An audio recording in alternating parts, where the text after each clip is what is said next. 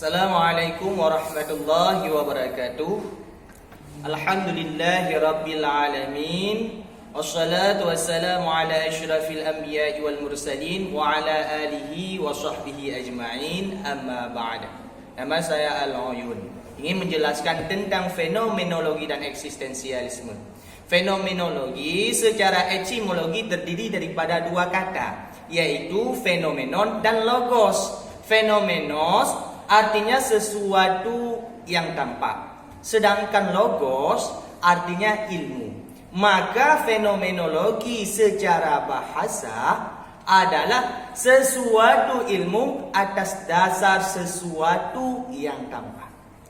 Sedangkan makna fenomenologi secara terminologi ataupun secara istilah, fenomenologi adalah disiplin dan metode penyelidikan yang luas dalam filsafah yang didasarkan pada premis atau teori bahwa realita terdiri daripada objek dan peristiwa, yaitu fenomenon, seperti yang dirasakan atau dipahami oleh kesadaran manusia. Maka fenomenologi adalah studi tentang pengalaman dan bagaimana kita mengalami pengalaman tersebut. Ia mempelajari struktur pengalaman sadar yang dialami dari sudut pandang subjektif atau orang yang pertama bersamaan dengan intensionalitas, cara pengalaman yang diarahkan ke subjek tertentu di dunia. Pengalaman dalam arti fenomenologis tidak hanya mencakup pada pengalaman persepsi ataupun sensorik yang relatif pasif, tetapi pengalaman di sini juga termasuk ke dalam imajinasi, pemikiran, emosional, keinginan, kemauan, dan tindakan. Singkatnya, fenomenologi ataupun pengalaman fenomenologi itu mencakup semua yang kita jalani ataupun semua yang kita lakukan sehari-hari ataupun di dalam kehidupan. Inspirasi fenomenologi adalah Plato, realisme dan konsep dunia ideal. Kemudian Descartes, metodologi Stipskis dan dialektika. Home, Locke, Berskelo, logika pengalamatan dan bukti-bukti konkret. Kemudian Kant, yaitu kritiasisme dan ideologisme. Jadi filsafat fenomenologi yang pertama dikenal oleh Johann Hendrik Lambert. Itu yang pertama dikemukakan oleh Johann Hendrik Lambert. Kemudian dimasyhurkan oleh Edmund Husserl. Edmund Husserl mempopulerkan fenomenologi sebagai sebuah metode di dalam menemukan hakikat segala sesuatu. Hakikat di dalam segala sesuatu. Kemudian juga Martin Heidegger kemudian mengkritisi subjektis dan fenomenologi Husserl, yang nantinya memposisikan filsafah sebagai ontologi metafisik, bukan sebagai filsafah pondasi disiplin keilmuan. Edmund Husserl, fenomenologi menurut Edmund Husserl berfokus pada hubungan sistematis. Pada hubungan sistematis dan studi tentang struktur kesadaran serta fenomenologi yang tampak pada aksi-aksi kesadaran. Fenomena dalam artian kata realitas itu sendiri yang tampak, tidak ada tirai ataupun selubung, ataupun realitas tidak ada sekat di antara realitas dan subjek. Kesadaran bersifat intensional, terarah kepada realitas yang menampakkan diri. Reduksi fenomenologi menurut Husserl yang pertama adalah fenomena. Sebagai yang telah kita pahami yang bahwa fenomenologi adalah disiplin dan metode penyelidikan yang luas di dalam filsafah yang didasarkan pada premis atau teori-teori bahwa realitas terdiri daripada objek dan peristiwa dalam artian kata fenomena.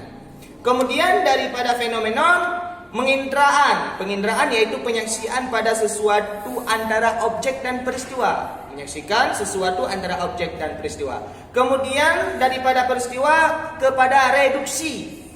Kemudian daripada reduksi yaitu interpretasi kesadaran. Kemudian barulah sampai kepada hakikat. Reduksi fenomenologis merupakan sikap netral dalam mengamati sebuah fenomena. Jadi fenomena ini bermaksud agar apa? Agar fenomena itulah yang akan menjelaskan hakikat dirinya sendiri, bukan orang lain yang menyatakan hakikat, tanpa berpengaruh kepada teori-teori ataupun premis-premis yang ada sebelumnya. Objek dapat dipahami melalui proses tertentu. Tindakan tidak selalu berjalan. Objek dapat dipahami secara tindakan tertentu, tidak selalu berjalan milenia. Fenomena ini mempelajari apa yang tampak oleh kesadaran manusia dan itu adalah realitas. Objek ditampakkan melalui proses konstitusi oleh kesadaran. Hakikat objek dapat diperoleh secara mendalam jika melibatkan aspek kemudian proses terbentuknya objek. Maka sikap fenomenologi sangat berhati-hati terhadap profil-profil penampakan dunia ataupun realitas. Dunia ataupun realitas selalu terkait dengan kesadaran. Maka oleh karena demikian, kesadaran selalu intensional terarah kepada sesuatu. Maka Martin Heidegger, filsafah menurut beliau, filsafah bukan satu-satunya suatu sumber kebenaran. Filsafah hanyalah satu alternatif dari sekalian banyak cara untuk memahami dunia. Bukan hanya filsafah, menurut Martin Heidegger. Filsafah lebih berperan sebagai ontologi metafisik, yakni sebagai alat pengungkap hakikat daripada realitas. Adapun pro dan kontra antara Martin Heidegger dan Husserl, pro dalam artian kata mereka sepakat ataupun setuju dengan Heidegger ketika ia menyatakan bahawa being dari benda-benda terletak di dalam pengertian manusia.